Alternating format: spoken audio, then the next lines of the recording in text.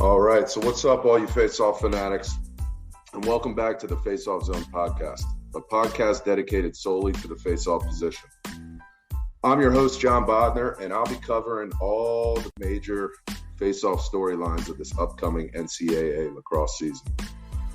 On this episode, I've got a very special guest joining us. I'm actually my first guest ever, Corey Bulken. Corey Bulken, former D2 Faceoff legend, former MLL professional, coached in the college ranks for a bunch of years, and now he's becoming a major voice and advocate for high school Faceoff guys pretty much everywhere right now nationally with FOAdvantage that he helped start up last year. So we're going to talk to him about the current crazy recruiting landscape out there. We're going to break down all the Faceoff guys that he's coached against for the past 4 years in the America East Conference. It's going to be a lot of fun. I can't wait. So if you haven't already, please go check out and subscribe to the Faceoff Zone YouTube channel, where you can watch all the upcoming Faceoff highlights that I plan on showing this upcoming 2022 NCAA lacrosse season. So let's get this thing going again, and let's dive deep into the zone.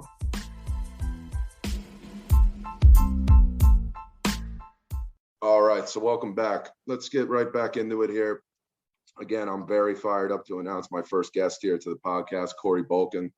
Corey, I really appreciate you joining me today. No problem, John. Thanks for having me. Like I said in the intro, Corey, he's a former player in college in the pro ranks. Let's just kind of talk about your little resume here. You were a All-American, first team All-American at Moyne College, Division II. Led all of Division II in faceoff percentage your senior year. I read here that you helped lead Lemoyne to 3 consecutive NCAA Division II title appearances during your tenure. Climbed up the coaching ranks, started at D3 at Washington College, got a gig at University of Virginia, went out to Ohio State for 1 year, where, Ohio State, where we're going to talk about that. They went to the national championship back in 2017 when you were there. And then you did, I think was it 4 years at University of Hartford? Yep. I just wrapped up last season, last college lacrosse season was my last year, my 4th year, at right. Hartford. So, just recently, Corey stepped down at Hartford. If you follow him on Twitter, he has nothing but the utmost respect and admiration for his former university that he was employed at for the past 4 years. So please, if you're listening, please buckle up if we start talking about Hartford tonight. Again, you've all been warned. So at the end of last season, Corey stepped down from the college coaching life, and he's kind of taken on a new role now as a mentor and advocate for high school faceoff guys everywhere. Corey teamed up with Greg Grenlian and the rest of the Faceoff Academy. And together, they kind of came up with the whole concept of Faceoff Advantage that we'll talk about later. Before we get into that, let's kind of back it up a little bit. I do want to kind of talk about your past here, because you have had a very successful career playing and coaching. So let's kind of start at the beginning. When I was reading your bio, I have to ask. It's probably a little painful still, but it said, at Lemoyne, you guys went to 3 consecutive national championship games. Yeah. Lost. Yeah, we my class at Lemoyne, we were a pretty talented class. One of the very few at Lemoyne that have gone through all 4 years and didn't win one. It sophomore, junior? Was it 3 your sophomore, junior, senior year? No, freshman, sophomore, junior, and then back then, my senior year, they still were only doing 4 teams make the NCAA tournament for Division II. So it was how close we're talking? Overtime in any of the games, or I don't. It was a 1-goal game against Post 1 year.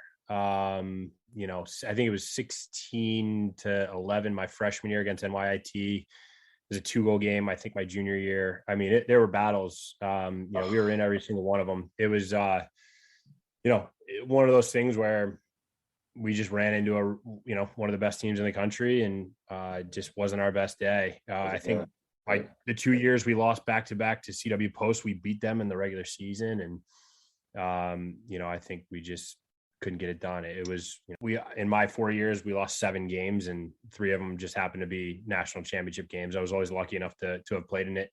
That's what you go to Lemoyne for, obviously to close it out. Coach Sheehan does an awesome job there. It's somebody I really look up to in the coaching world.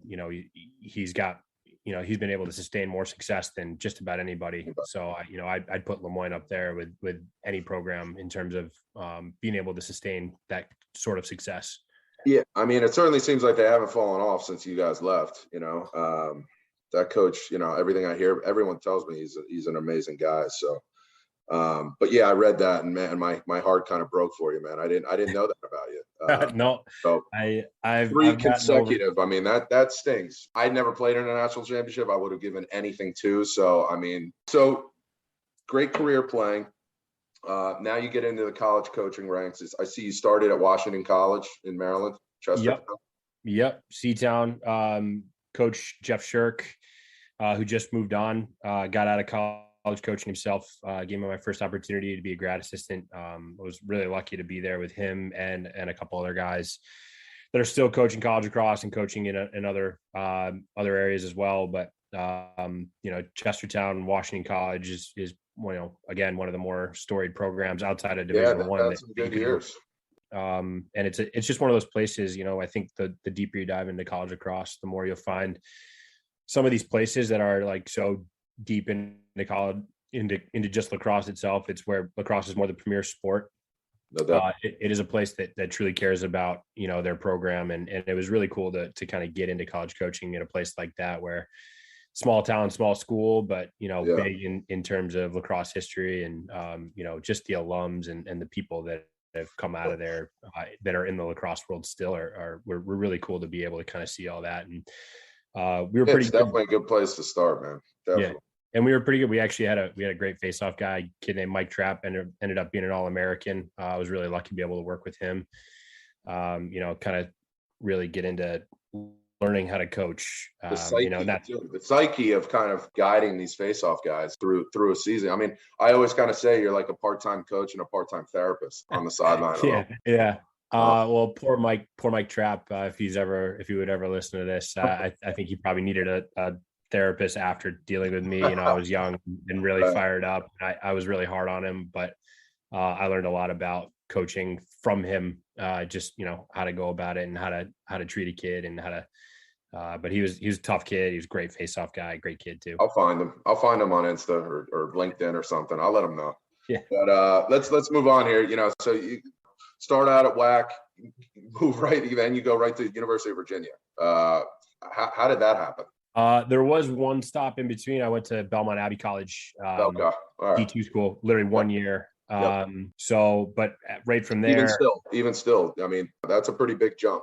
It is. Yeah. And I think, I would never have gotten that job if I didn't have kind of that specialist background, right? Sure. To be able to coach the position. I wanted to spend the time, which, some coaches just don't want to dig into it and teach that position. And it is tough. Like, even, fast forwarding, being a coordinator at the Division I level, like your time is soaked up, and it's difficult to carve out time with the specialists, whether you're a goalie or a face-off coach. So was it, I mean, to coach at WAC and Belmont Abbey and then go right to UVA, I mean, was that just talk to me about that adjustment? Places like Virginia are pretty special what they're able to, kind of do for their athletes. And,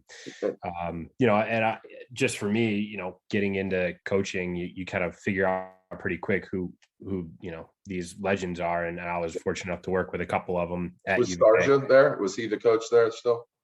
Yep. Coach Starja and Coach Van Arsdale were the two coaches there that I was working with. And then Joe Starja, Dom's son, was the other full-time coach. So, yeah, I'm very, very comfortable saying that the reason I got that job was that I was. Well, you obviously making him. What were you there? 2 years? How many years were you there?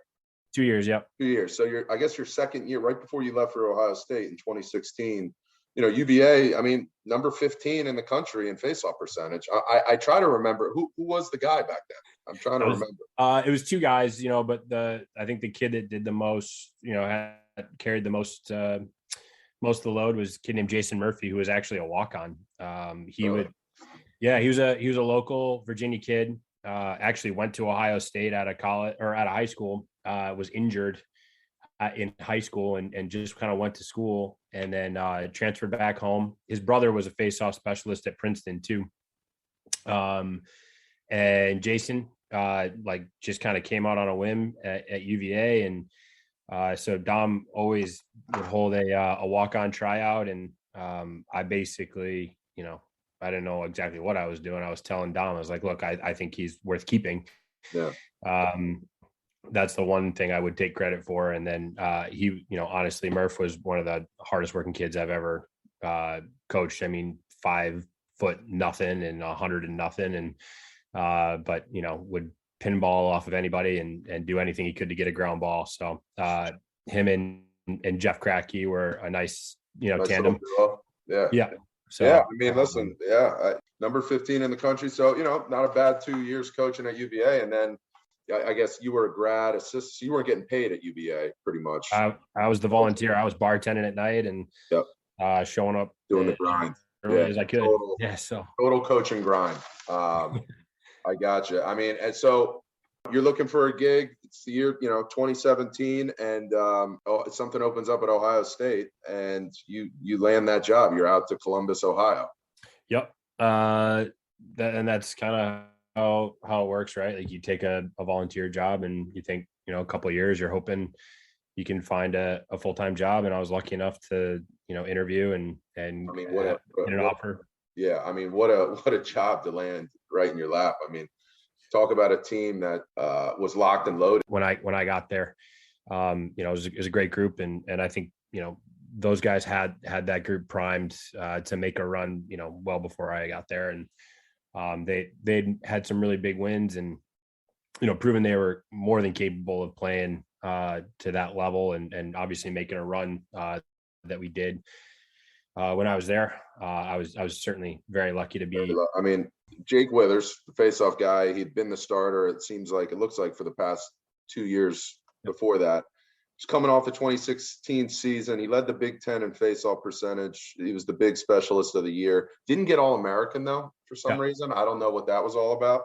But I mean, that was T.D. Erlin. That was Trevor Baptiste. It was a lot of really good. A lot of guys. There was so someone else that I can't think, but it was loaded back then. But he was 60, little 60 and some change on the season. Great year, but 2017. I didn't know much. He had a good year, but I remember following. I didn't really know who he was until 2017. I mean, Jake Withers. To put it mildly, exploded. He was second team All-American, 66% face-off percentage. He led the Big Ten and with 7.5 ground balls a game. An absolute animal. And it's funny because everybody knows Jake Withers as the stand-up guy now, but for the most part, everybody was pretty much knee down back then. Probably watched a lot of Withers on tape. Did you ever play him at Virginia when you were at Virginia? No, my 2 years, okay. we never crossed paths. Never played them. So you heard things about him, but you go out there and walk me through your first impressions of Jake Withers. Well, it's really funny because it was delayed. So I got there and, we were getting into fall ball and Jake I think came to school about 2 weeks late because he was in the Minto. He was playing with Peterborough. Right. The indoor stuff. Yeah. Okay. Yeah. So he was at least 2 weeks late to school, had to get it all signed off on. And, so, and then he got there and he was gassed, right? Played through all this, actually, unfortunately lost that year. And, or did he win? I don't even remember if he won it, but, so actually Coach Myers was just look, man, you're going to he basically shut him down as soon as he got there. So I was working with Christian Feliziani, the guy, and then a couple of our other face-off specialists. And basically the first time I saw Jake was our scrimmage against UNC that fall. He played in that game. Yeah, he did. Okay. And he did well. Like Tommy Kelly was the face-off guy. So, I knew Tommy Kelly from having coached against him in at UVA. And, I thought Jake was pretty good. It was kind of a 50-50 battle. But the thing that I did notice from Jake is, he was by far, in a way, the toughest face-off guy you'll ever see. He still is. I mean, in terms of, a ground ball, in terms of, if you walked into a bar and that guy wanted to fight you, you'd probably just turn around and walk right out. You know what I mean? Withers won't, let's just say he won't shy away from anything. No. And you watch him in NLL and he's up in everybody's face, He's pretty ornery. And I think he's pretty comfortable telling you that too. And I think that's part of what makes him really good. Yeah. But my first impression was not that he was like this super technical and skilled face-off man, but he was just a better lacrosse player, flat out, and quite honestly, the best ground ball player I've ever seen outside of maybe Brody Merrill. And I just think he had a knack for the loose ball, and that was his mentality too. And I think he had just such a knack for staying in the fight and not worrying so much about the clamp or this. This is what he did, and that's what he did. And I would help him with that, obviously, and I would always talk to him about that. He keep Jake focused on just the technical side of things long enough and be like, hey man, this is going to be your moment against this kid to stand up or to make sure that you're on your feet first or whatever it is. And then you just tell Jake, like, hey man, at this point, even if he gets the ball in the back of his stick, I'm not worried about you winning a face-off. You just got to know where he likes to put it. And that was always all I tried to do with Jake, was be like, hey man, this is where we think the ball is going to be if you can't win the clamp. And Jake was always really receptive to be like, got it. I'm good with that. And then, we also had he had the versatility, to, stand up and do some things that not a lot of guys were doing back then, the stand up stuff. Yeah. He was, tremendous at being able to, feel it out for himself. It was not me, being like, hey, you should stand up on this one. I a lot of times was just like, hey man, what do you think? And he would always kind of just be like, all right, I'm going to give him this right now, and we'll see where we can go. No, I mean, listen, I met him at I-95 this past summer finally. And, even that he was taking real serious. He was coaching the Maryland guy, the Massachusetts guys. And he didn't, I thought he was going to fight a ref at one point because he got that, he just gets into it. He just loves it. So listen, so let's talk. I mean, we have to talk about the 2017 national championship game. So Ohio State versus Maryland, both teams just so stacked. Maryland, you got Rambo and Heacock. Ohio State loaded on the offensive side. One of the other storylines of that year was kind of the weird dynamic of the Maryland face-off unit. You had Austin Henningsen, as the starter throughout the year. Then you had this other guy, but then throw Garino in as kind of a change-up. And it's funny now because he was the only stand-up guy really, really doing it on a consistent basis back then. Whereas, Withers is kind of the guy now. But in that championship, Withers and Henningsen start out with, Withers has his way with Henningsen those first couple. And then Garino comes in, gives them a spark, and kind of rallies Maryland a little bit. And then Withers, during the game, which I hadn't really seen Withers do much that year, goes to stand up himself. And remember, in the fourth quarter, he actually scored that goal, off the face. He scored a big goal. Starts giving a little spark back.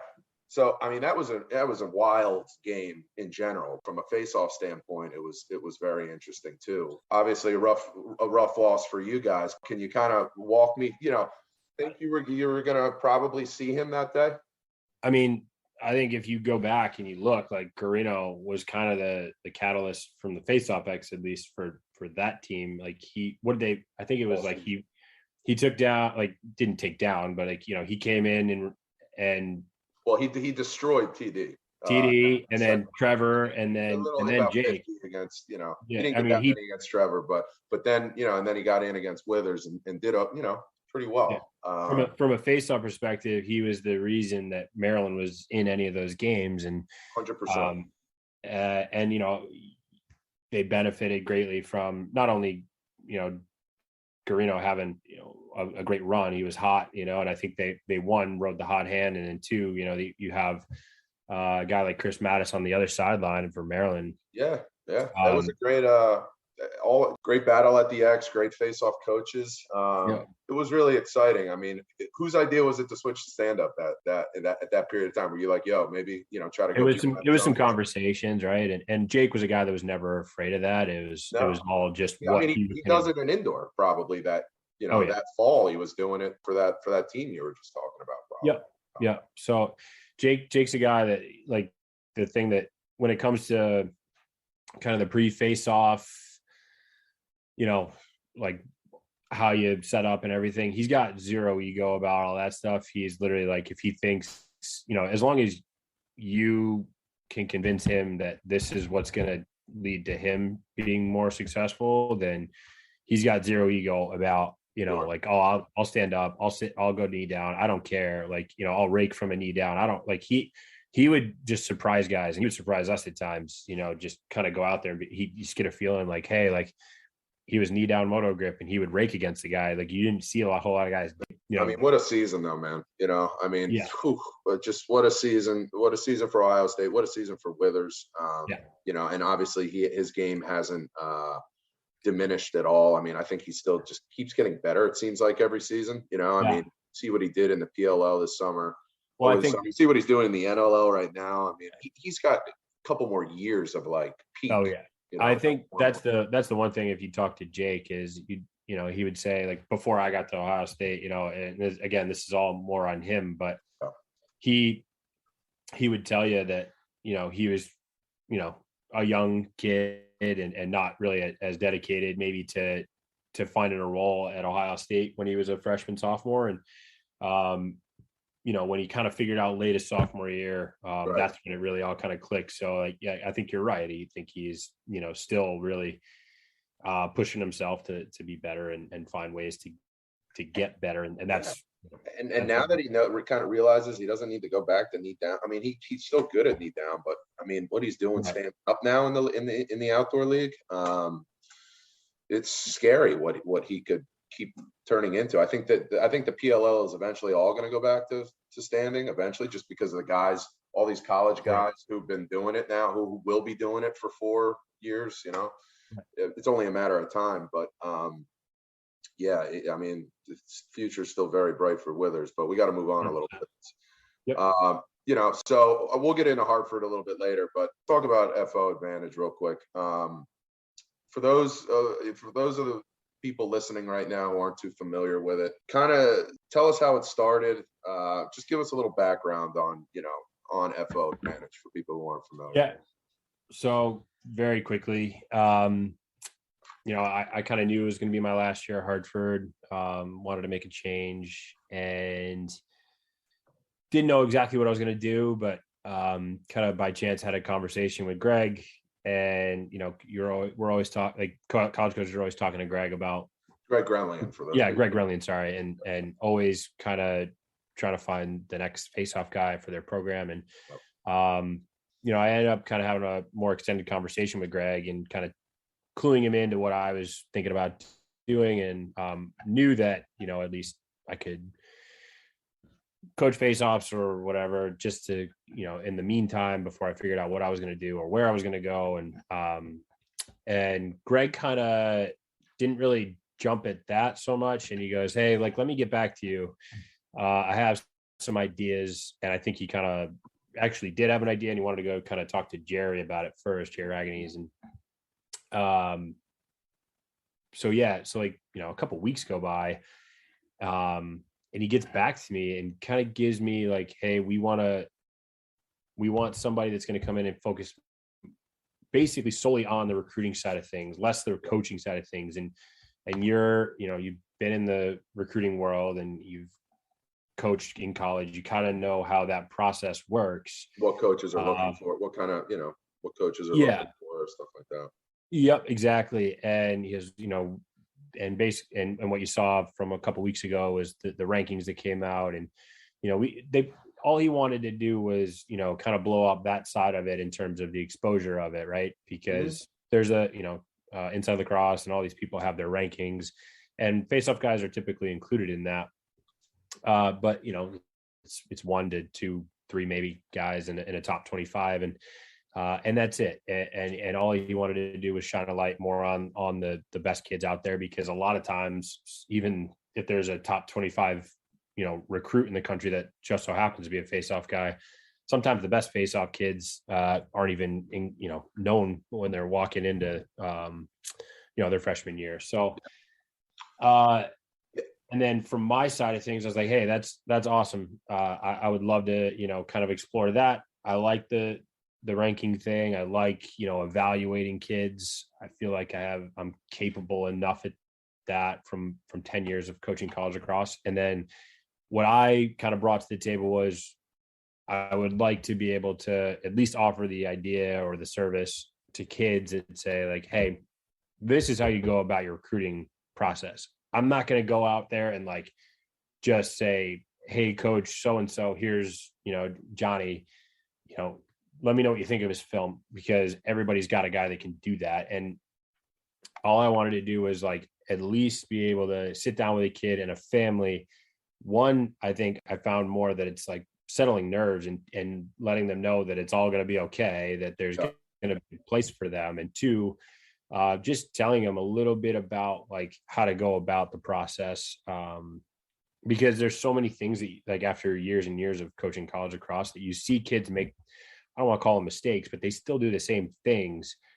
I mean, listen, I totally agree with you about the inside lacrosse, and they're getting better at evaluating the top guys, NLF rankings, stuff like that. But what you're doing and really taking it a step further and diving deeper into face-off, high school face-off guys on a national level is great, and we need it. Because listen, I mean, you and I both know, the face-off world is a little crazy, right? I mean, it's not just, there's guys, there's guys all over the country training face-off guys. But at the end of the day, I think every face-off coach out there, every mentor to a face-off guy can agree upon is we all want our players to get a fair look, right? And we all want our players to have a good experience with recruiting. And we all want our guys to kind of find, the right home. I think you're doing a really good job kind of diving into a lot of these face-off guys from all over the country, giving them fair assessments. And you're not afraid to reach out to different, whether it's different face-off training companies that are out there, different coaches. You're doing a good job staying neutral, you know what I mean? And I think that's important because, you're going to all these well-known events, and you don't care who's training with who. You're there to really give an honest look. And I think that's important. Oh, I appreciate that. And I think that was one thing that right away, Greg and Jerry and everybody from Faceoff Academy, when we kind of fleshed out the idea of FOAdvantage, that was something that we were all very on board with. Was doesn't matter who the kid is, where he's from, or who he trains with. That's got nothing to do with who the best is, right? Because that immediately invalidates any list that you might put together, right? If it becomes very obvious that, it's only Faceoff Academy guys, then nobody cares. And then your credibility will go, and your credibility is on the line here. If you're gonna try and tell Notre Dame or Princeton or somebody that you believe in this guy, and you're not like fully, you don't fully really believe it, they'll see that, and then maybe they'll stop picking up your calls. Like I said, I think staying neutral is key, and I think that's been the most impressive thing that I've certainly seen so far this year. So real quick, You want to talk to Corey Bulken this summer, and I think you can go. Is there FOAdvantage have its own website yet where you set up your consultations? Yeah, it's right on the Faceoff Academy website. It's pretty easy to find. Yeah, if you want to talk to Corey, before this spring or this summer, you can certainly set that up. Last thing before we talk about America East, for all the 2024s out there who might be listening, kind of getting ready for their spring season, what advice would you give to a face-off guy in the class of 2024 right now, who's preparing for their spring season and kind of moving forward into summer? What would you tell them as far as getting ready for the whole recruiting madness?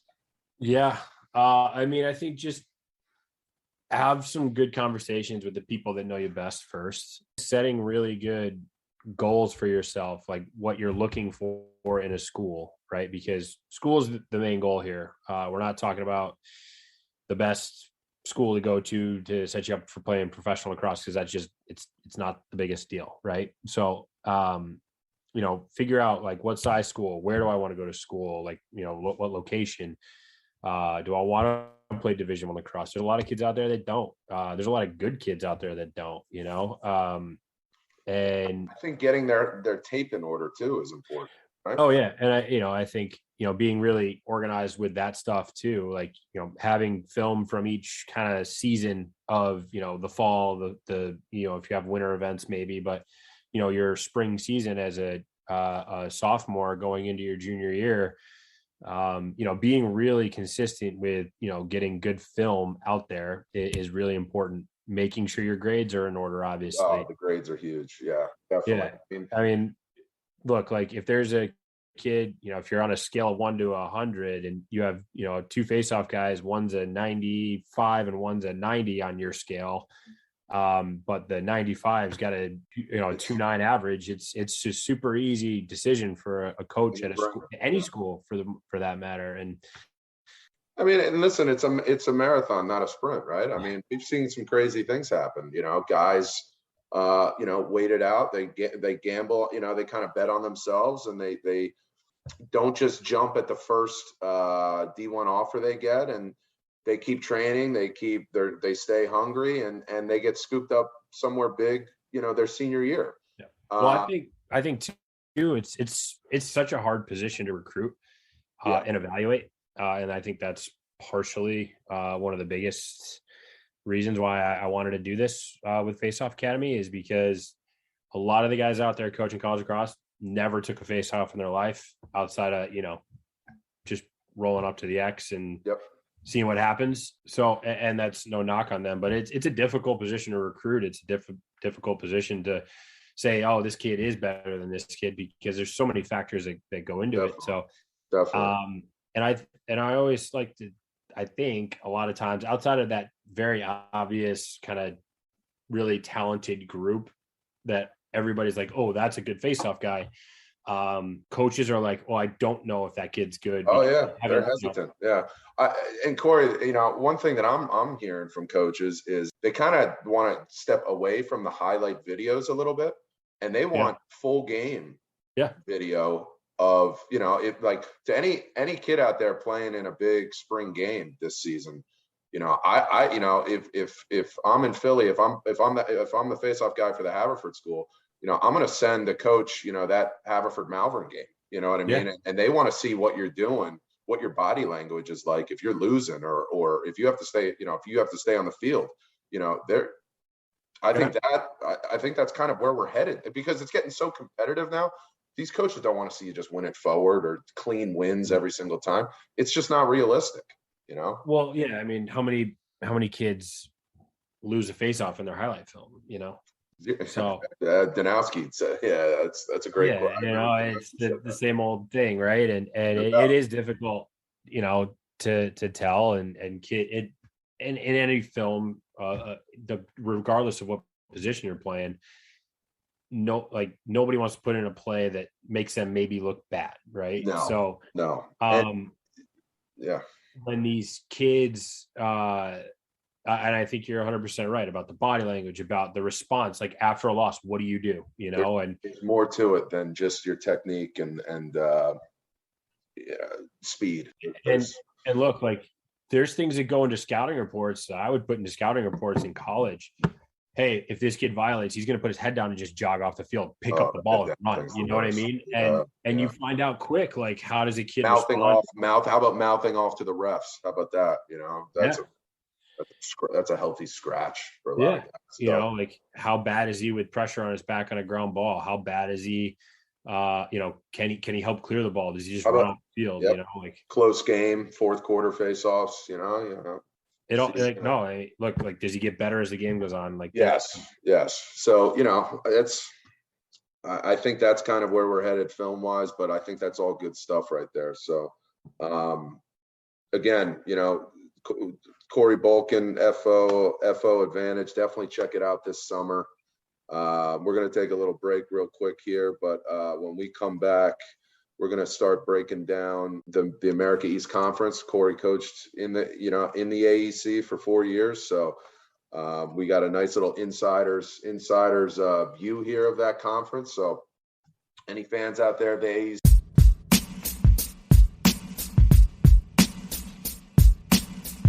All right, so we're back at it here. We're going to talk America East Conference. We got Corey Bulken, former Hartford coach, with us. Coached for 4 years in the America East Conference, so I'm lucky to have him here tonight to kind of help me out with this America East breakdown. So, real quick, you know, you did coach at Hartford. You know, I looked them up this year. I know they got voted to move to D3. It doesn't look like they're even playing this year.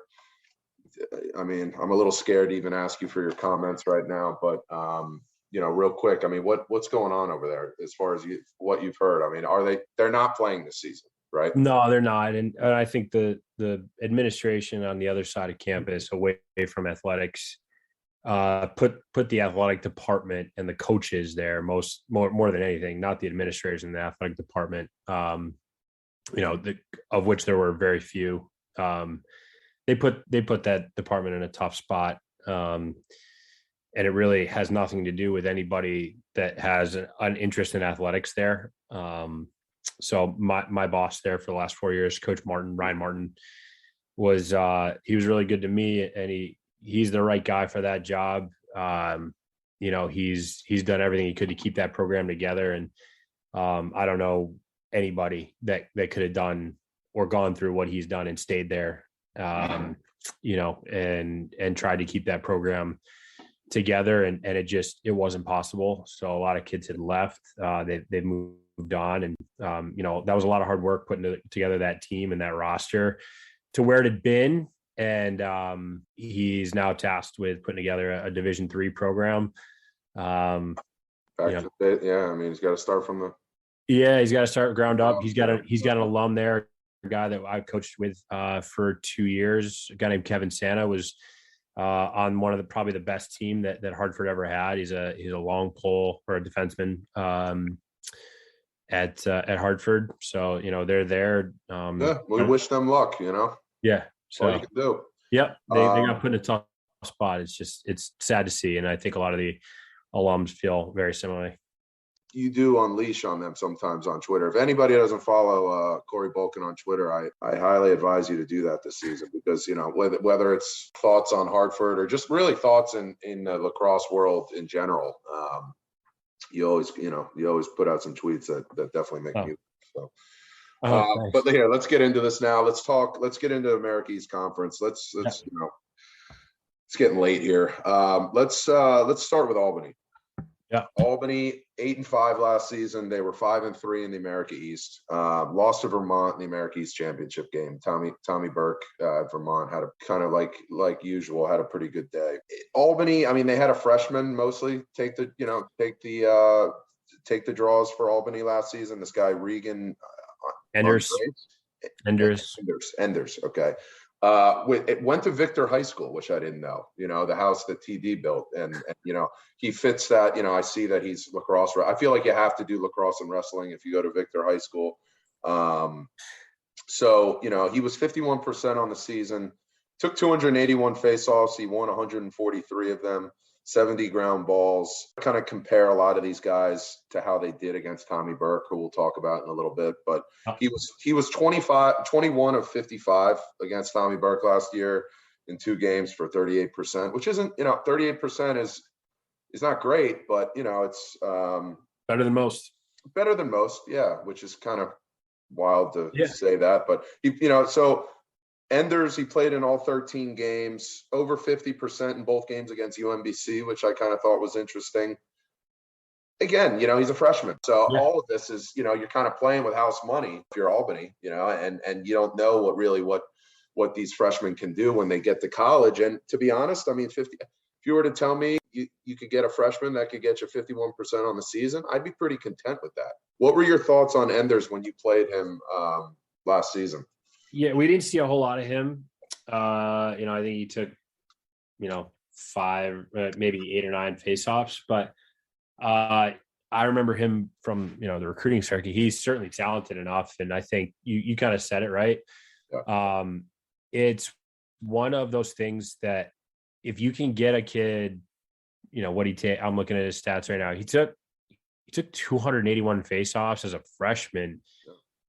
You're only going to learn from that. A kid's going to get really comfortable in his own skin and confident that he can at least compete. Especially with these new rule changes, too, the new rules, getting used to that, Yeah. And I think if you went back and looked at Tommy Burke's numbers his freshman year, there weren't like otherworldly like he is this year, right? Like, well, it was the COVID year, so not that many games really. But you're right.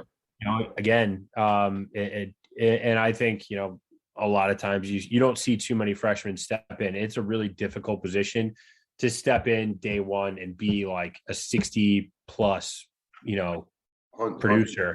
Oh, no doubt.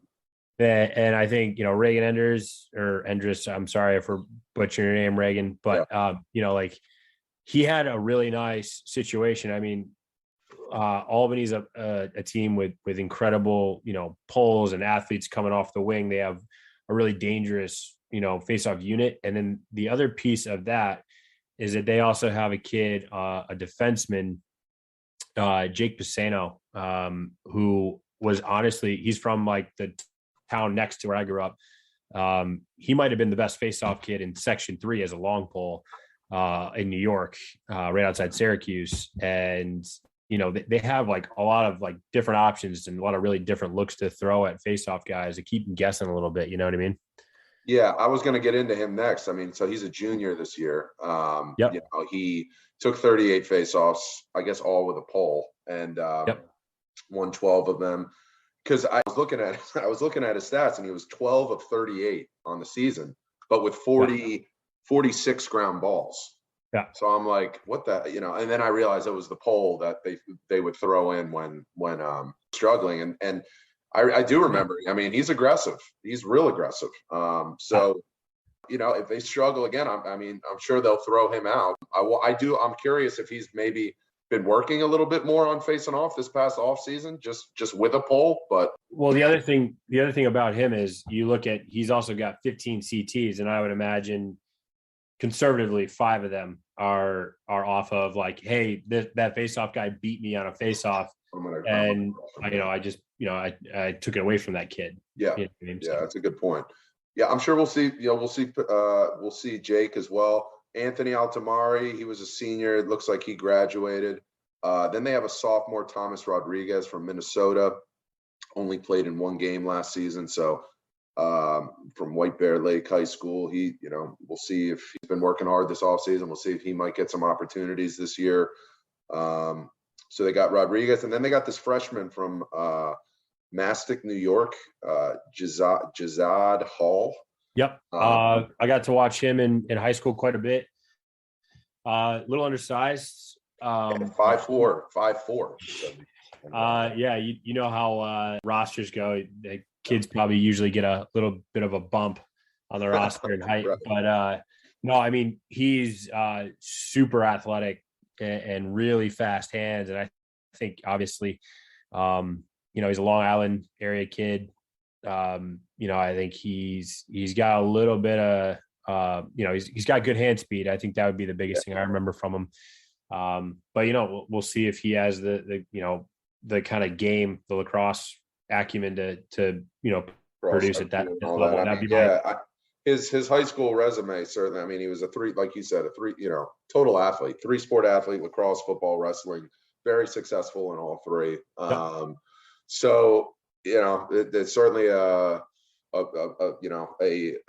huge boost in athleticism for that face-off roster they have now at Albany. So I'm looking at their out-of-conference schedule. They've got Cornell, Drexel, UMass, Maryland, all before all before America East play. And then it's kind of cool. They play Syracuse right in the middle of some of these AEC games. And then their last 2 games of the season, they play Yale and Penn right before they get into the America East tournament. So I love that. They're not just getting these, they're not just playing some of these cupcake games before the America East tournament. I mean, they're playing Yale and Penn before hopefully before they go to the semifinal game, for America East. If you want to see like one of the more entertaining games to ever watch, is UAlbany and UMass. Not for anything, UMass has one of my favorite face-off guys in the country, Zach Hockman. This big, athletic monster. I love that guy. Yeah, he's a horse. Another kid I recruited when I was at Hartford. He's from right down the road in Connecticut, but that game is a lot of fun. You'll see some pushing and shoving, some jawing. It's a great rivalry that's kind of developed between those 2 teams. Yeah, I'm curious to see what Albany can do this year, facing off. I mean, obviously they have nowhere to go but up against Tommy Burke and Vermont. I think that's kind of like the I don't know how you can't put Vermont and Tommy Burke kind of at the top right now and kind of compare everybody else. But Enders was a freshman last year, so he's going to get I can't imagine he's not going to look better than he did last year. So I know how could you not be chomping at the bit to kind of play Vermont and the rest of, they're playing Maryland, Syracuse, Yale, Penn. So we'll see what they're made of, Yeah, they don't duck anybody, that's for sure. Absolutely not. So all right, we'll kind of stop there. We'll, to be continued on Albany. Coming up next, we're just going to jump right into Vermont. So stay tuned for that.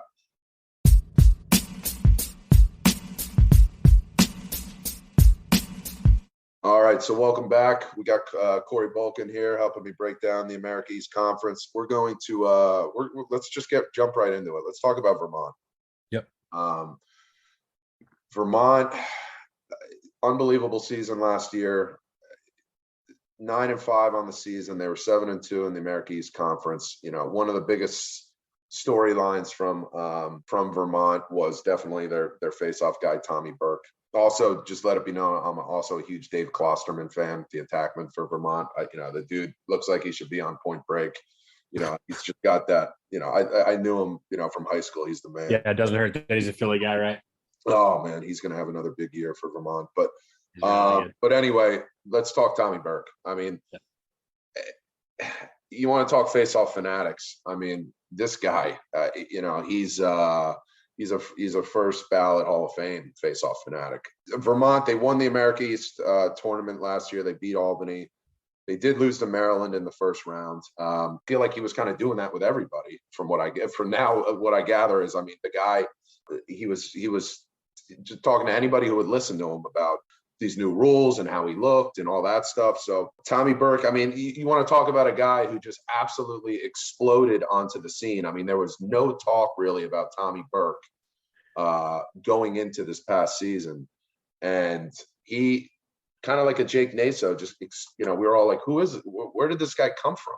Yeah. Right. I mean, I'd love to hear your thoughts on him in a second, but real quick, let me just kind of go over what Burke's season last year. He started in all 14 games. He was first team All-America East, the New England Player of the Year. He earned honorable mention All-America in inside lacrosse and USI LAA or whatever that one is, the main one. Yeah. He was America East tournament MVP, fifth nationally in face-off percentage with just about 70%. He was 0.698. He had an unbelievable season. I'm looking at his numbers. He was never under 50% really, except against at the end of the season against Maryland. Well, I thought that was probably Justin Shockey at Maryland's best game of the whole season for him last year. But he was over 52% against Bryant. He destroyed Syracuse when they played them. He was 24 of 34. So I could go on and on about Tommy Burke. We'd be here all night. But long story short, he was one of those guys not a lot of people had heard of going into the season. But man, I mean, they sure do now. So I'll stop there on him. Tell me what you know about Tommy Burke. Tell me, did you think Tommy Burke was going to have a season like that going into, as a coach at Hartford? Did you think he was going to have a season like that going into last season? I mean, a season like that, you don't really predict that many guys that haven't done it before, right? But I mean, I think people that knew who Tommy was coming out of high school and he knew his situation, he graduated high school early, a semester early. Right. Vermont, I think, had a really good idea. Coach Fifes and the coaches there, they had a really good sense that he could be the guy, at least for them, early on. So they brought him in, and it kind of worked out great for them in terms of, he got to come in. The year got canceled because of COVID, but that was unfortunate. Yeah, but he got that experience because of COVID. Still got the year back. And then I think, gained some confidence that he was capable at this level. I knew that Tommy was a good face-off kid, and again, this is such a weird thing because a lot of these kids got recruited as a very different type of face-off athlete at that point, like they're knee down and kind of grinding out wins. And Tommy, I think, would sit there and spin in a circle all day to win a face-off, but I think you saw a lot of guys that really just said, they accepted the rules and the change and really, got to work at it. And Tommy's one of those guys. And I think he showed more than anybody that it's, he was a great athlete. I think that was something that stood out, just recruiting him, big, strong, and I think that's something that benefited him as a knee down guy.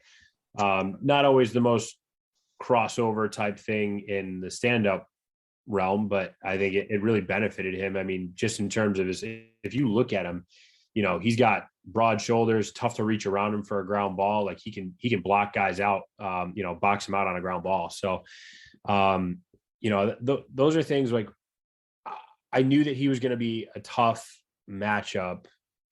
I didn't realize that he was going to have that type of year. I think he's certainly, maximized his opportunity this past year. I don't know that, I wonder, I'm just be really curious to see his second year in college would have been like, had the rules not changed. Because I think he had a fine, 6-7 games, whatever it might've been, but it was such a different game. And such a different, style of facing off. I think he would have been really productive for sure. But I think, these rules actually benefit a kid like him that really took to it and really jumped on it as soon as they made the change, Yeah, no doubt. I mean, listen, I do remember he was almost like Mike Sisselberger, like the way he would win. It would just like win guys. He's so good at kind of like exiting, in a direction where like their wings just have no chance. He's too fast and he's too, kind of strong on his exits that like it was tough at times. And then, he had 125 ground balls last year. I mean, yeah. So, and there were also games, and I don't remember the Hartford game, but he was really good at, he's got some good wing guys at Vermont. Yeah. They're firing. They kind of know where they are at all times. They outplayed Syracuse in that game to 100%.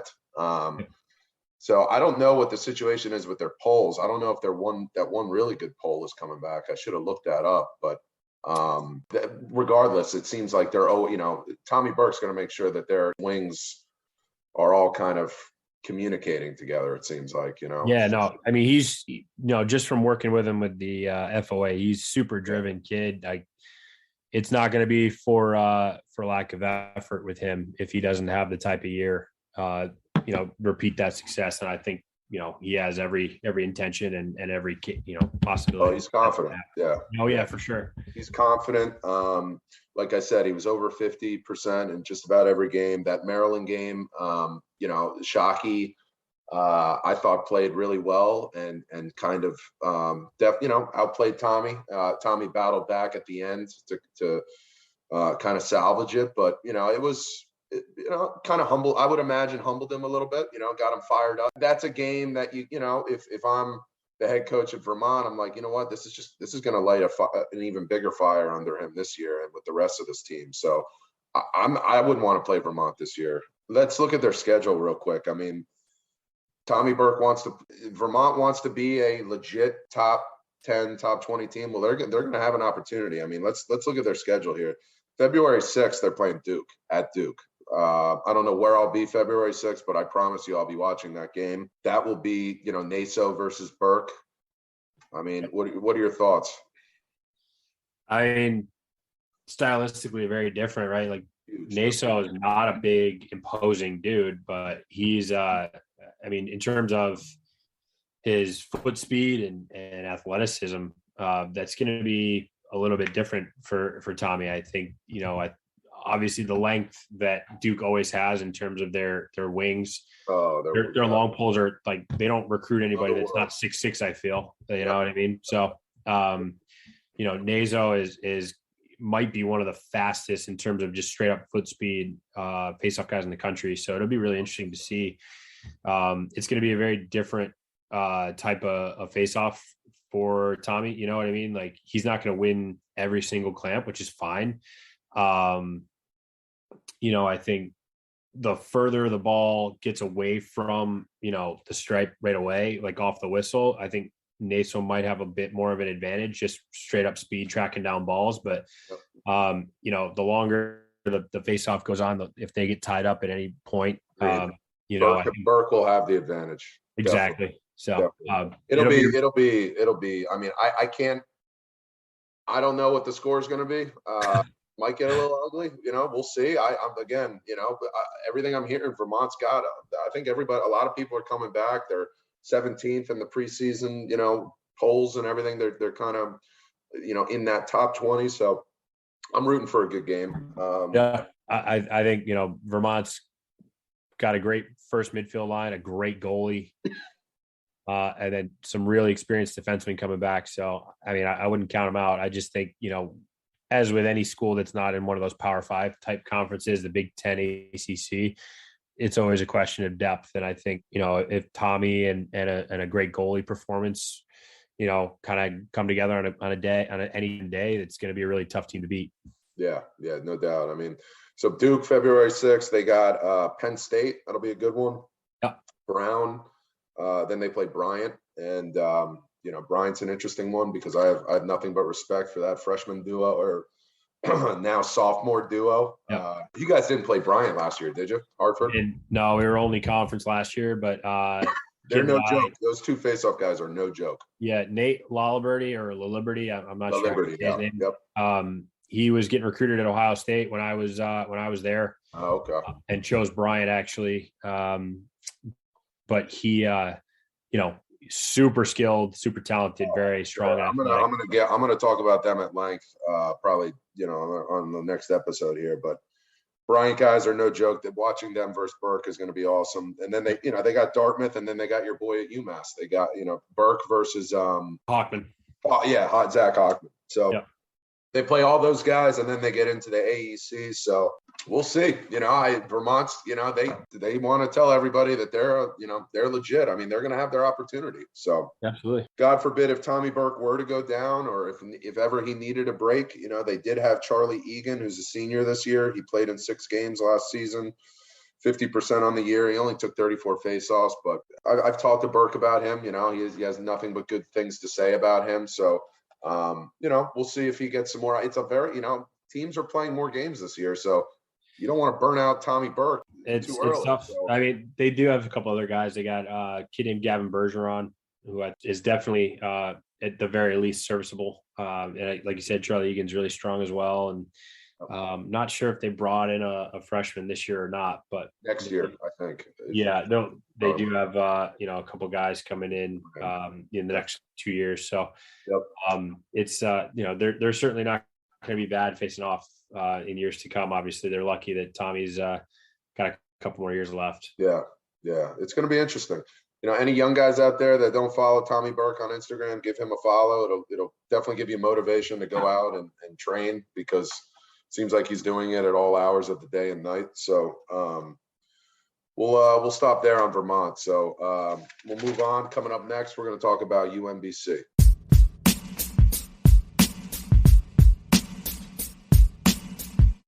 All right, we're back here. We're America East Breakdown. Our next team up is UMBC. UMBC is an interesting one. I totally forgot that they beat Vermont last year during the season on April 3rd. UMBC, 8-3 on the season. I didn't realize they were 8-3. I didn't realize they were 7-2 in the America East Conference. Yeah.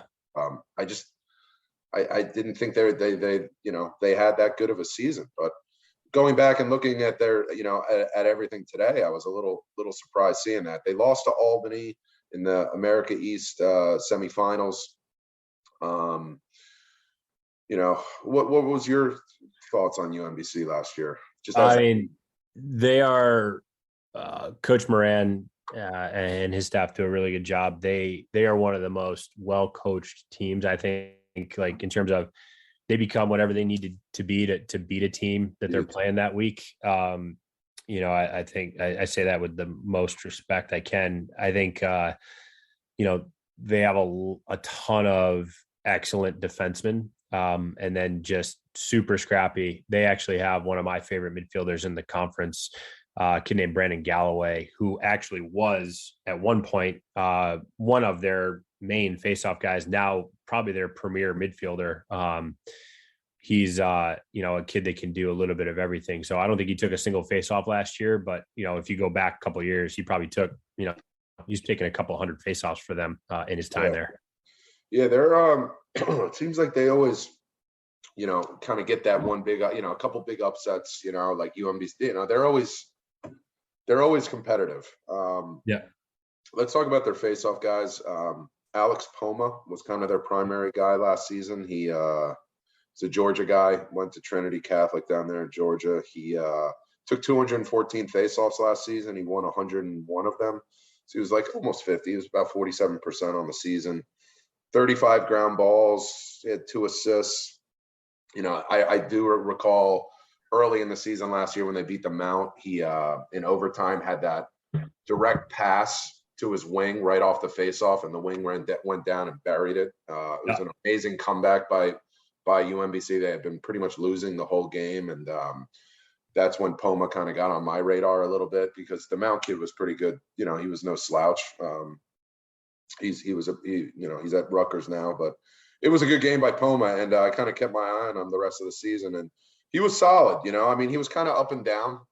He was like just around 50% pretty much in every game, maybe one under, one over, but he's not a very big guy, I don't think. I didn't write down what No, he's not a super imposing figure or athlete, but he's I think technically really strong. I think he does enough to win a lot of faceoffs. He's pretty good at getting the ball in his stick immediately after winning a clamp. That'd be the thing I give him a lot of credit for. He only had 35 ground balls to his 101 wins. So I think he does a good job kind of incorporating his wings. Yeah. He does. And again, that's kind of to the complimenting the staff there. Like they're great with wing play.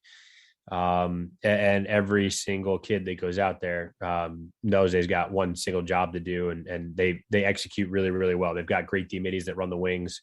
And then they had a really good poll too. I can't remember the kid's name. I think he was a freshman too, that was, just all over the place, but they have a lot of ability off the wings as well. Yeah, I mean, they're going to be interesting this year. I mean, they have another kid, Dane Armstrong, who I remember he worked with Jerry Raganies a lot up in Jersey, and Pope John kid played in only 4 games last season, but was 19 of 39 on the season. He was about 48%. Also a really good athlete, I remember. So yep. I don't know if you recall him when you guys played them, but I've heard good things about him. I wouldn't be surprised if he gets a lot more opportunities this season. Yeah. I recruited him as well. So I do know Dane pretty well. No, he's exactly what you said. I think big, strong, physical. I think the stand up actually benefits a kid like him a little bit more. I think just with his size and athleticism. So, I think, like you said, going 50% as a freshman and getting some game experience could go a long way for a kid like that. Like they're playing more games this year, so they have, it'd be in their best interest to use him more. It'd be in every team's best interest to incorporate, more than one guy all year. It's just not good for you. Like you can't go unless you're Justin Anasio or Petey LaSala, who for whatever reason their bodies can withstand that. It's just withstand that. Then but I don't recommend it to anybody. No. I mean it's tough, and I think you run the risk of burning a kid out. No doubt, matters most. Yep. I mean, they have a freshman now on this roster as well from a really good school down in Maryland, Archbishop Spalding. His name's Trey Fleece. Name doesn't ring a bell for me, but I know the school really well, and I know the MIAA is, they always put out good face-off guys. So yeah, I don't know much about Trey either, but sure, Spalding had probably their best year ever as a program last year. So I think that's a place where he's certainly going to be capable right away. Isn't that where that 24 goes though too? The 2024. Well, I forget, one of the top dogs. Well, are you thinking of Reed Gills? I am. Yeah. No, he's a Severn school kid. That's right, Severn. Well, shout out Reed Gills. He just got a free shout out here. But let's move on. But I mean, listen, you want to talk about strong. I mean, that UMBC coach does a good job with scheduling. I mean, they start out the season playing Georgetown. Yeah. Then they get into Princeton, Drexel, Towson, Richmond, and Mount St. Mary. So pretty solid before you get into that America East play. Yeah. No, I mean they're going to be tested, and I think they'll have a really good idea of who they are from not only a face-off perspective, but as a team to play. No doubt. Yeah, it's going to be, we'll certainly keep our eye on UMBC. We'll see. I mean, against, Tommy Burke was, UMBC beat Vermont back in April, like I said, but Burke was still 15 of 22 against them. I mean, Burke was their kryptonite last season. And I'll be very curious when UMBC plays them. It's their last game of the season for Vermont. So that'll be, I'm sure that one's definitely circled for Dane Armstrong and this, and Poma. So that's a perfect score of a game for UMBC though. Like they want to win a game 10-8, you know what I mean? And Vermont, the more they can get the ball in offense, the more, confident they get as a team when, when they're scoring goals, everything's going really well for them. You know what I mean? Yeah, definitely. So we'll leave it at that for UMBC. Let's talk Stony Brook coming up next.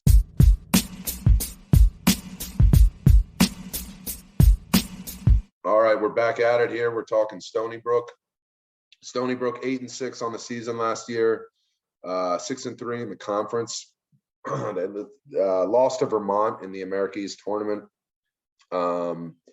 Didn't watch too much of Stony Brook last year. I know there's a couple games up on my channel with Stony Brook. I do remember when they played Syracuse, but so I'm going to kind of lean on you a little bit on this one. It seemed their primary guy last year was Austin Deskowitz. Yep. Took almost 300 faceoffs, 298. He won 164 of them. He was 55% on the season, which is pretty solid. Ballston Spa, New York guy. Again, his kryptonite was Tommy Burke. He was the last 2 games of the season for Stony Brook, they played Vermont back to back, and he was 7 of 22 in the first game, and then 6 of 17 against Burke. So, nowhere to go but up. This season against him. He was 5 of 11 against Herbert at Hofstra, which is impressive. 8 of 19 against Syracuse. So, 3 of 7 against Bryant. So, he hung in there with some really good guys last year. 86 ground balls. He had 2 goals, 4 assists. So I expect him to, after this past season and having a whole off season to kind of continue to improve. I think he's going to look better. I mean, what are your thoughts on Deskowitz? Yeah, I mean, he was a kid kind of nobody knew about, I don't know, 2 years ago now. And they just kind of threw him in the middle of a game, and he kind of caught fire. And I think Stony Brook for a couple of years had that. They had a couple of kids that they would just kind of throw out. You never really knew much about them. And next thing you know, they become like their best guy. Yeah. And they've found some interesting transfers along the way. Like the Renz Collins kid was a transfer. They picked up a Colgate transfer. I'm not remembering his name off the top of my head, but he wasn't the starter at Colgate or anything like that. But I think, they have a Giovanni. Does that ring a bell? Yep, that's it. So, they have a really deep group. Yep. Deskowitz is, he's a big, I just think like you're going to see more like 6'2", 190 pound type athletes. But he is 6 foot, a $190. That's what it says. Yeah. He is. Yeah, he's a good looking kid. Size. He's really athletic, and I think the thing I remember most about him was, it wasn't always just pinching, popping, and grinding out clamps. Like he had some interesting, like he used like I don't want to call it a deflate rake, but he used a lot of like different exits against us, and really difficult to time up and kind of game plan, wing plan against, just because we weren't sure who we were going to see that game. You know what I mean? And I think that's the hard part with a place like Stony Brook. They do have some really capable kids that, like, if they're on top of it, I think Tommy Kelly is back coaching them. I think I saw that too. Yeah, he is. Yeah. If they have a guy that's there and really in tune with, who's going to be, capable against a given opponent, it's going to make it really difficult to game plan for. Yeah. I agree. I mean, I think he's going to be, he's going to take that next step up this year. What about Renz Colin? He took 88 faceoffs. He was 33 of 88, 37% on the season. 15 ground balls. He's a little smaller. He's 5'8", 195. So he's a little bit kind of smaller, more stocky, I guess. But real quick, what are your thoughts on him? Yeah, I mean, we didn't see him, but I mean, 2 years ago when he came in, he was a great knee down guy. Right. I think that's, he's the kind of adjusting. And, I wouldn't, but he's a pinball, you know what I mean? Like, yeah. When he picks up a ground ball, like he just kind of runs forward, and anybody that gets in his way, he's not afraid of a bowling ball.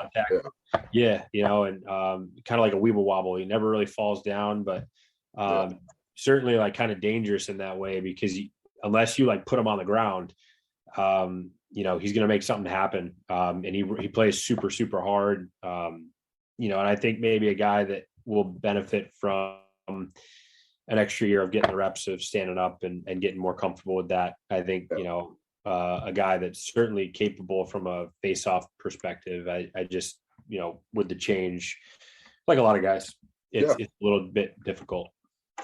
Yeah, we'll see. We'll see we'll see if he gets more opportunities this year. I expect he will.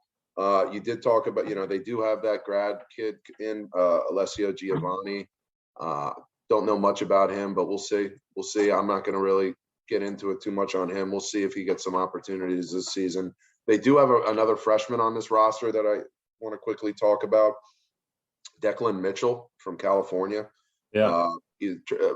but he went to Trinity Pauling up in New York. He was a boarding school kid. Mm-hmm.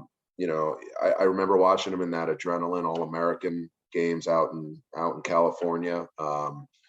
He, definitely he's, Deskowitz is 6 foot. Mitchell's 6'3".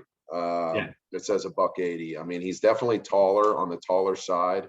So, for the taller guys, you got to crouch down, and it's, 6'3" is pretty tall for a faceoff guy. But, when I've watched him, he's still been pretty successful. Did you watch him at all? Over the, was he one of the guys that you recruited at all? Or do you know anything about him? No, I don't know much. I did watch his film when he did commit to Stony Brook. Yeah. Comes from a really good high school program and played against really good competition. And, I think one of these kids that maybe took to the stand-up thing a little bit quicker than some other guys, but, in terms of the timing of it all, I think maybe it helped him in the recruiting process. And, he's right down the road at Trinity Pauling from Stony Brook. It's not far away. I think it probably made it a little bit easier for them to get a good look at him. Yeah. I'm curious to see if, how he's holding up against these other guys at practice right now. I think he's got good size, and we'll see if he'll get some early opportunities this coming up in a couple of weeks here. So they got a good schedule. They play Fairfield, Rutgers, Brown, Robert Morris, and Syracuse. They play Syracuse again. So I like it. I mean, I think they'll have some good tests before they get into that America East gauntlet. So we'll kind of leave it at there with Stony Brook. Anything else on Stony Brook? No, I mean, I just think they're dangerous as a team. They've got so much talent offensively, and if they can get those kids the ball, it's going to be tough for any team, especially if they start having to chase and make sure they have to win faceoffs. You know what I mean? So they're a tough team to compete with. Yeah. We'll keep an eye on Stony Brook. So, all right. So that'll do it on Stony Brook. Let's get into Binghamton coming up next.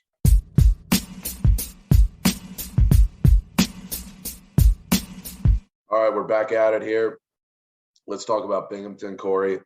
Binghamton, one of those teams with, Binghamton's actually another interesting one. They were 5 they only played in an American East Conference schedule last year. They didn't play any outside teams or anything. So, I expected that. When I looked up their schedule a couple hours ago, I expected to see 1-4 or something, but they were 5-4. They beat UMBC in overtime, and then they beat Vermont, which I don't remember. I still need to go back and watch that game. Well, I looked up in the loss. Tommy Burke was still ran wild in that game, I think, but they beat UMBC and they beat Vermont. So I was shocked to see that. Real quick before we talk about their faceoff guy, I mean, what were your thoughts on Binghamton last year? So Coach McEwen, their head coach, and a guy that's not coaching there anymore, but that I got into coaching with, Larry Klein, is actually a Binghamton alum. So they had 2 Binghamton alums coaching them, super proud group. But they, again, just another school, another program that does a great job of getting their kids ready to compete with whoever comes in, to play them. And I think, like you said, won a big one against Vermont, and it was kind of a crazy year. But also, I would tell you, if you've never been to Binghamton, New York, in the early spring, it is a tough place to go and play. But no, I mean, if you go back, they play everybody super tight. You look at all their scores, whether they're winning or losing, it's a 1 or 2 goal game for the most part. And, they benefit greatly from being a state school and they do a really good job on Long Island. They pick up some kids that are really, really good. So yeah, let's talk. I mean, good. Only not many games they played, but they certainly took advantage of the opportunities that they did get last year. I mean, their face-off guy, Matthew, not DeSouza, D'Souza. Yeah, Matthew D'Souza, sophomore last season.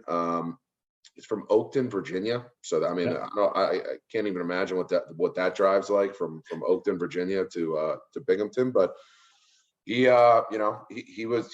there and put together a pretty nice season last year. I mean, he took 164 faceoffs. He won 94 of them. So he was about 58% on the season.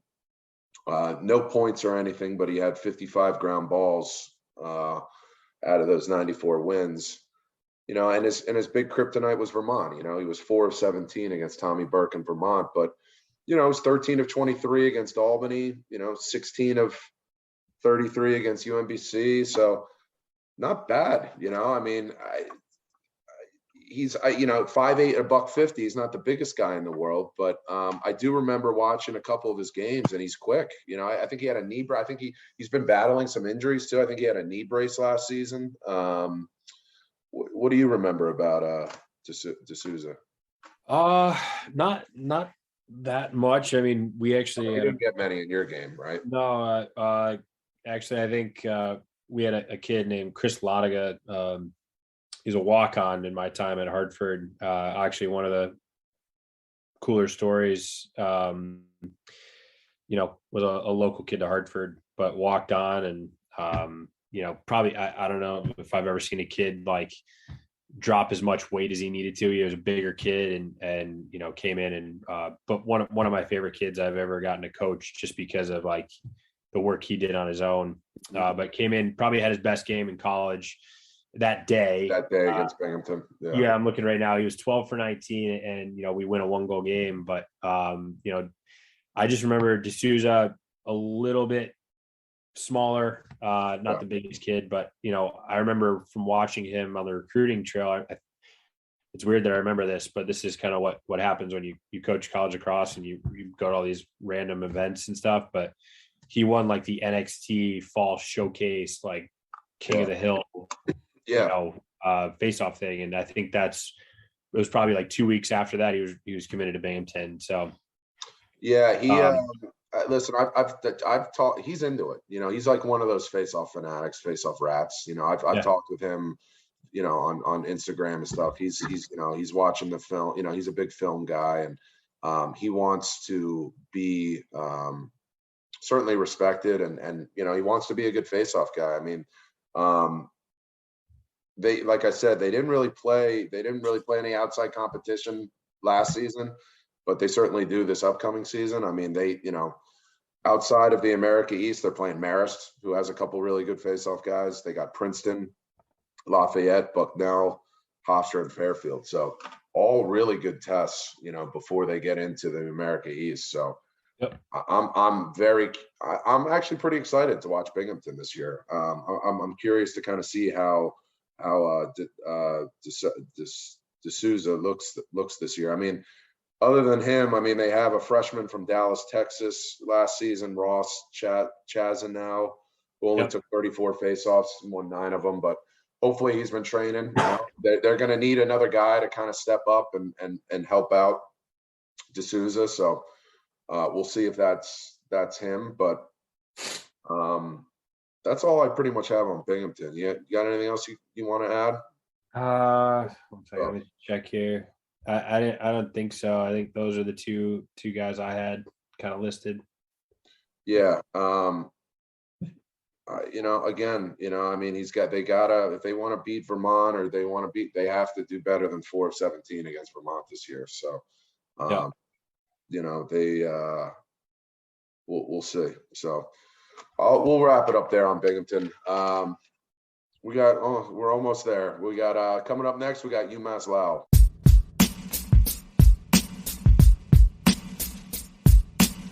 All right, so we're back at it here. We're almost done with our America East breakdown. Let's talk about UMass Lowell. one of those teams with nowhere to go but up right now. I mean, they were 1-8 last season, 1-7 in the America East Conference.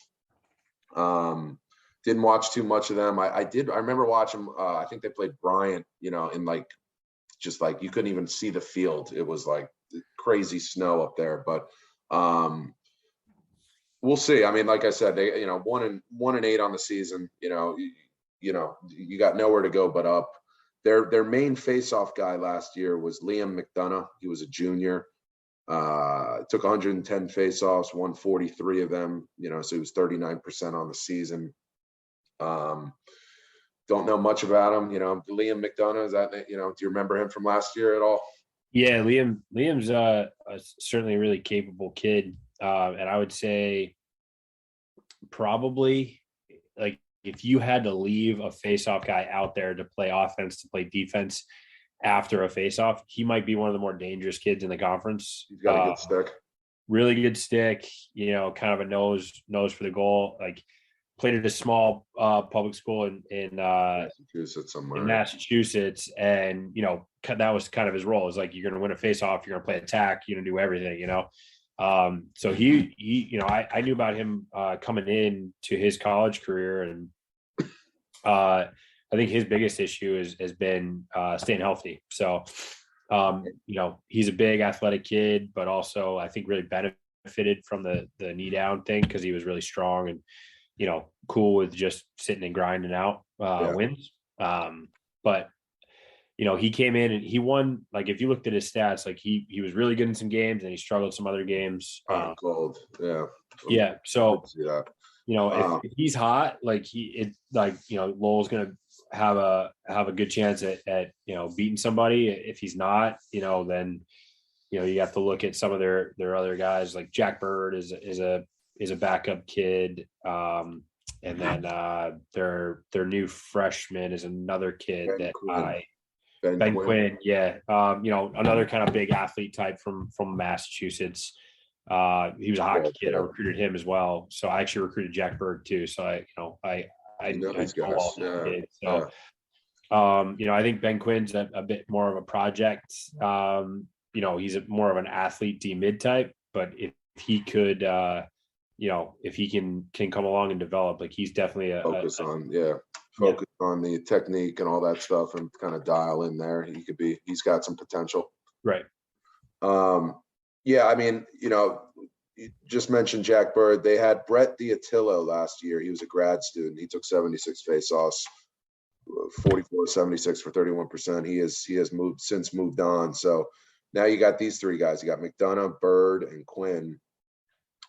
We'll see. Jack Bird from Buffalo, New York, he took 47 face-offs last year, won 22 of them. So, 47 face-offs, it's not bad, pretty good, not a bad showing. So we'll see how much better these guys, some of these younger guys have gotten just in the off season here. Not too impressed with UMass Lowell's out of conference schedule. It's not that big. They do play UMass. They play Quinnipiac, and I respect that Quinnipiac kid. He's pretty good. We'll definitely talk about him. And then they play Jacksonville. Jacksonville's got a couple good face-off guys, but that's pretty much it until they get into the America East play. So I think we'll leave it at that for UMass Lowell. We'll see what these three guys can do this year against some of the heavy hitters in the American Conference. Yeah, I mean, if like I said, if Liam McDonough or any of those guys can be in the 45 to 50% range, they're a team that they do some funky things on offense, and if they get good goalie play too, they're a team that will hang around and battle every game. So they're not a fun team to go in and game plan for. They do some crazy stuff. So that's they need that kind of, they need to be strong up the middle to kind of stick with teams. Yeah, I like it. Well, let's wrap it up there on UMass Lowell, and we're at the home stretch here. We're going to talk about the mighty NJIT, I guess Crusader. I don't know. I didn't know Highland. Yeah, that's it. Yeah, coming up next, NJIT.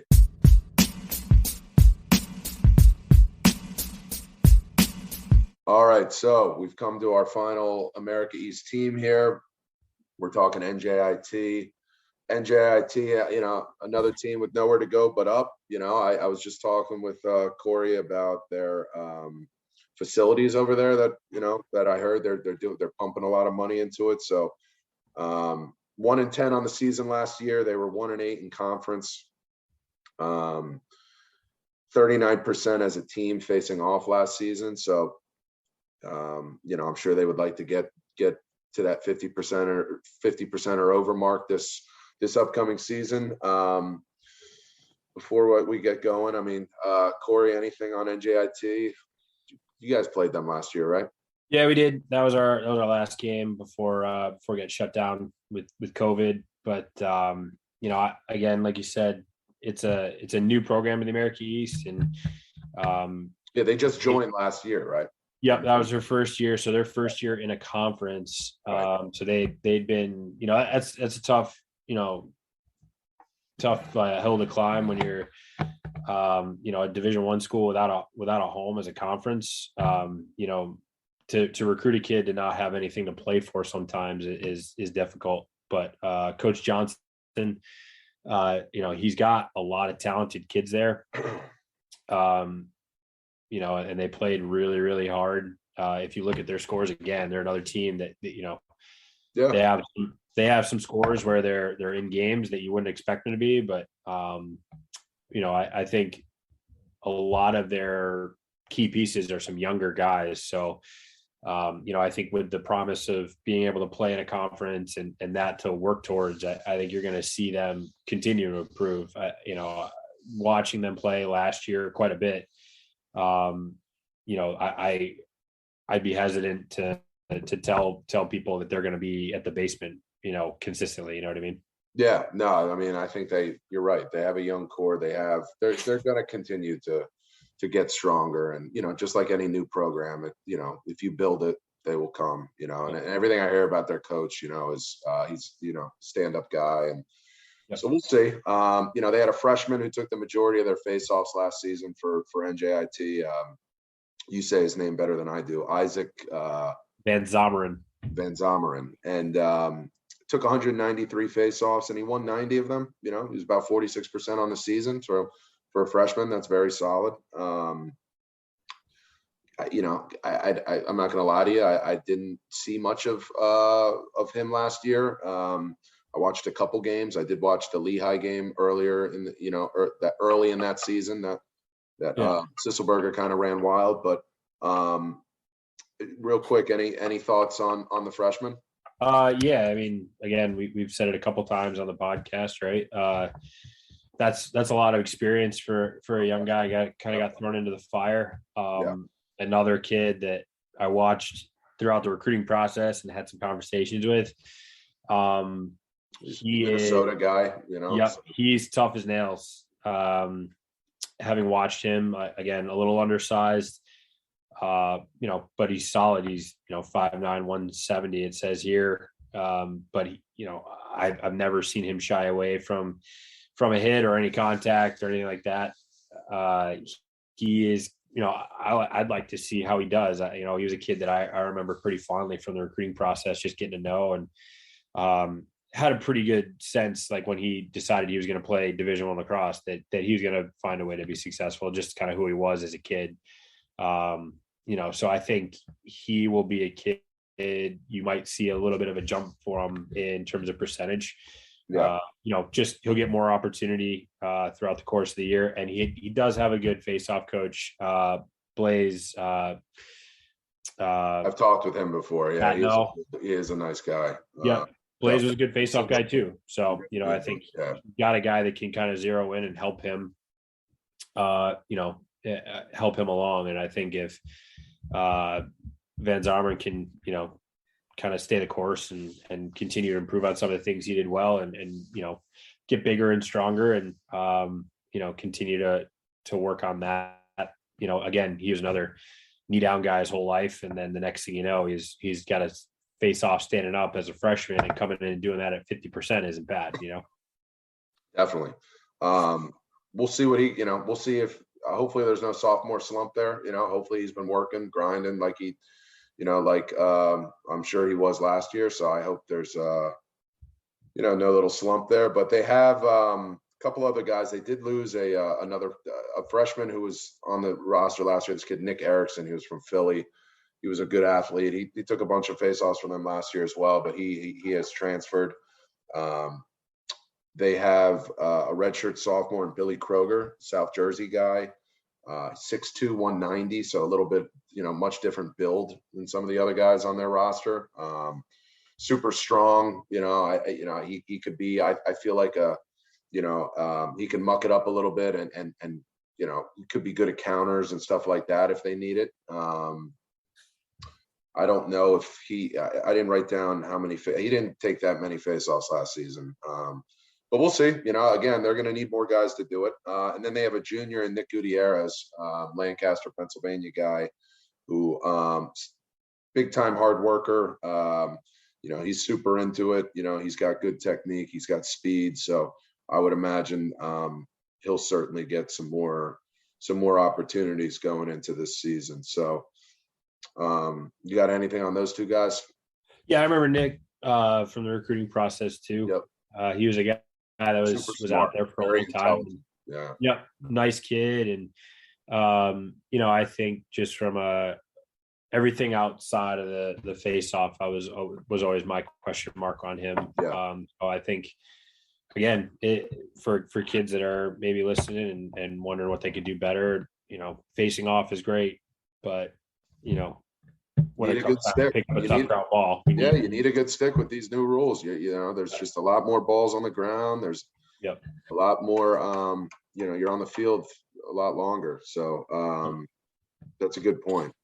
NJIT, I mean, they have a pretty good out of conference schedule too. They're playing Delaware, Lehigh, Harvard, Army, and Monmouth. So all teams with some really good guys. Yep, so, absolutely. We'll see what they're made of early. So we'll leave it at that with NJIT, and we'll wrap things up. We'll kind of wrap things up now. Coming up next.